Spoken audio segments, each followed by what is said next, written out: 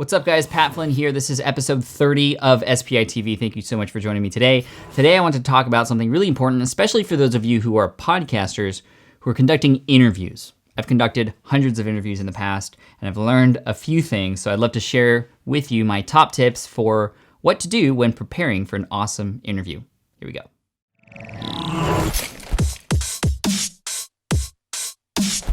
Interviews are fantastic because if you have a podcast, it's a great way to have other people share their expertise with you and your audience. And a lot of people who conduct interviews think, well, it's easy because I just have to let the other person talk.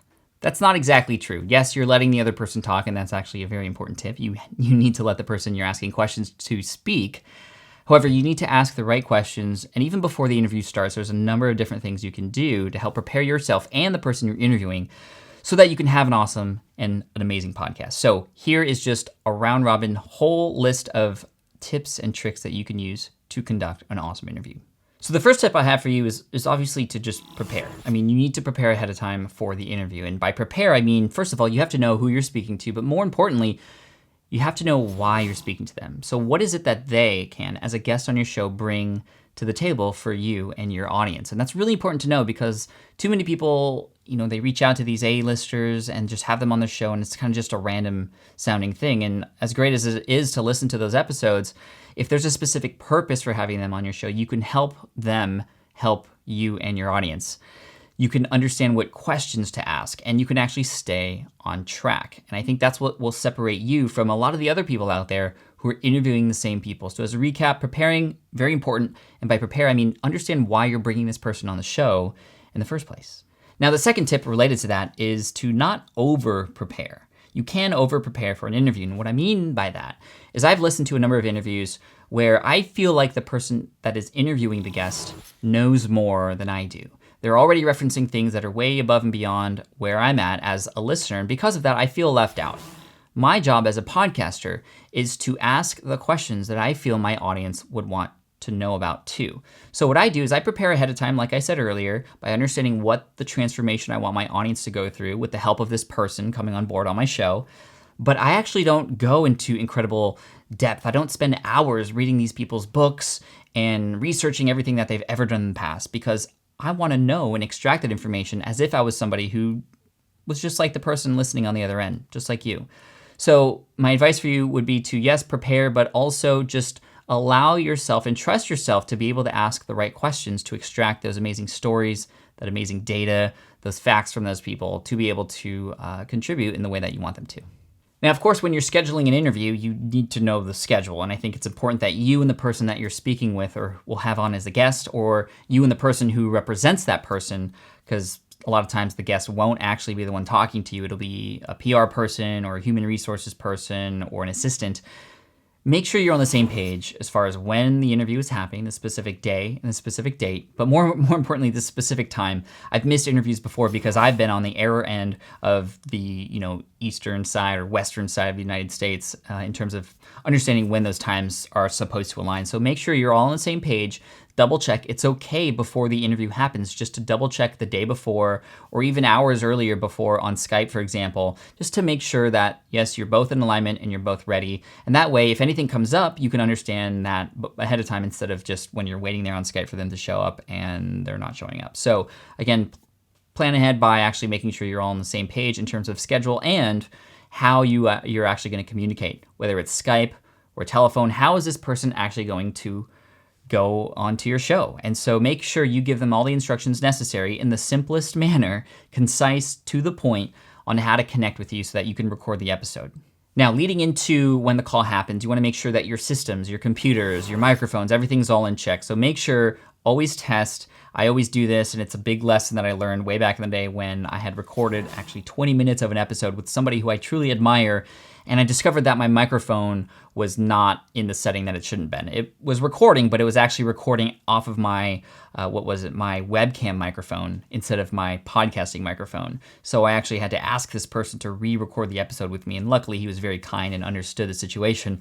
But don't let that happen to you. Just make sure the mic that you want connected is the one that's connected, Make sure that your Skype is up and running. If you want to take the necessary precautions just to make sure everything's good, restart your computer completely, and if possible, be hardwired into. That's not always possible, but being hardwired, make sure that any sort of downtime from wireless errors doesn't happen. So again, just make sure all your systems, your computers, your microphones, all your equipment is in check and ready to go.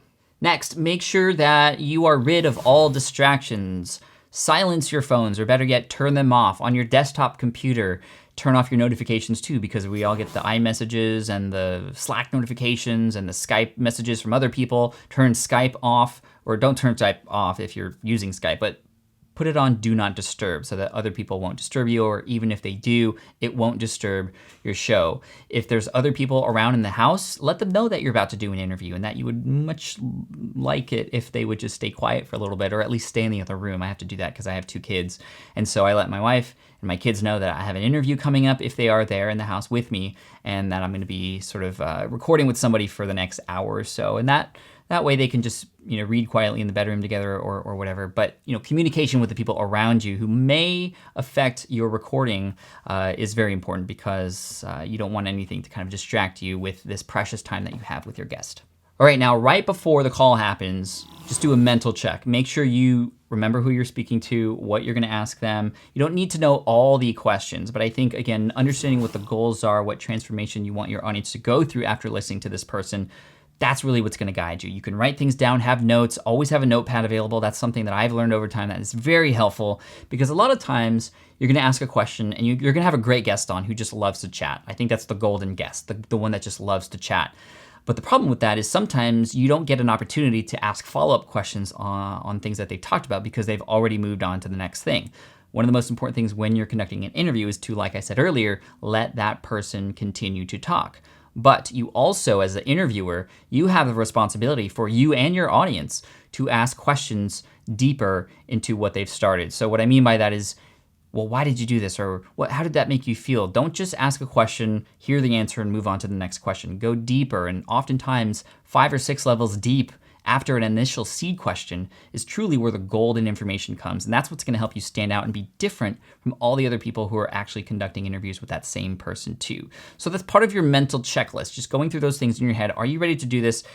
I know some people, I think Michael Hyatt actually jumps on a trampoline before he conducts interviews just to get the energy going. I like to do push-ups beforehand, gets the blood rushing, gets me energized. I also love to stand when I conduct my interviews too. So I actually put my mic up to this height so that I can stand and talk. And I found that that's actually a lot more energetic.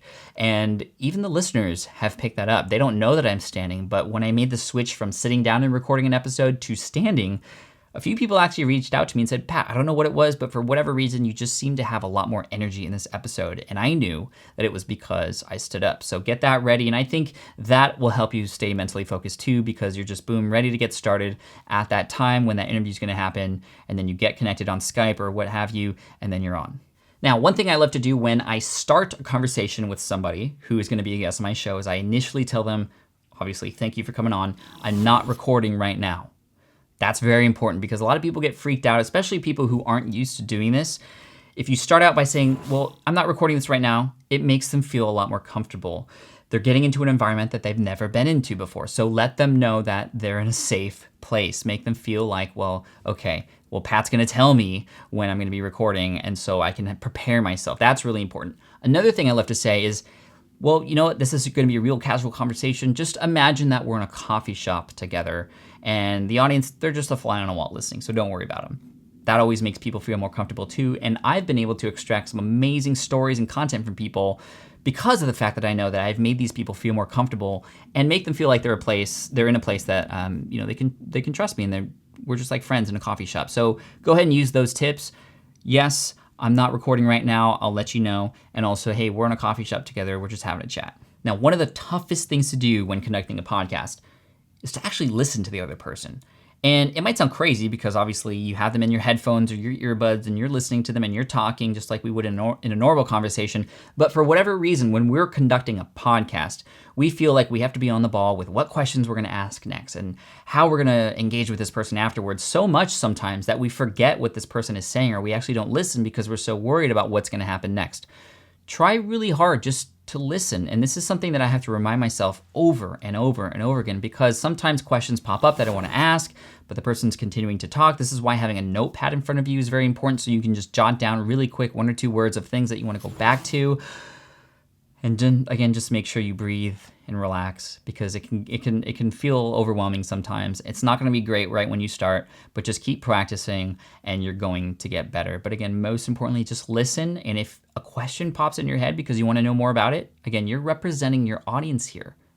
Ask away, even if it's not related to whatever it is that goal is. Well, that's how a normal conversation goes. It's very casual. That's what happens in real life. Bring that to your show. People are going to be more connected. They're going to know that you're human. They're going to know that you are in their heads. And that's the best thing that can happen. All right, and finally, when you finish up, obviously make sure that you tell this person thank you. You close the recording window, but keep this person up there and just say, hey, thank you again so much. I'll let you know when this episode goes live. I'll send you a link. That way you're sort of priming and prepping them for an email that's coming out with that link, so that perhaps they'll share it. Don't mention like, hey, I want you to share it right now. I mean, that's not why you're there. They just given you so much time and great information. You just want to make sure that they are thanked for that, and that they're appreciated. So say that and let them go, and then just breathe, because you've just done something awesome. You've extracted this amazing information that you can then put into your sequence of events, your workflow, to turn into a podcast that can be out there in the world. So that's awesome. I hope all those tips have helped you. Those are sort of like a condensed version of all the things that I've learned related to conducting an interview over time that has helped me. I've shared this with other people before. It's been really helpful for them too, and I know it's going to help you. So keep pushing forward. Keep doing those interviews. You're doing amazing. And for those of you who are just starting out, if you're watching this because you're kind of just preparing for a podcast, I want to make sure and recommend podcastingtutorial.com. This is my free tutorial. No emails required. Just go there, podcastingtutorial.com. Several videos to help you walk through the process technically and mentally on how to start and grow and succeed with your podcast. So again, that's podcastingtutorial.com. Thank you so much. I appreciate you, and I look forward to serving you in episode 51 in a couple weeks here on SPI TV. Thanks so much.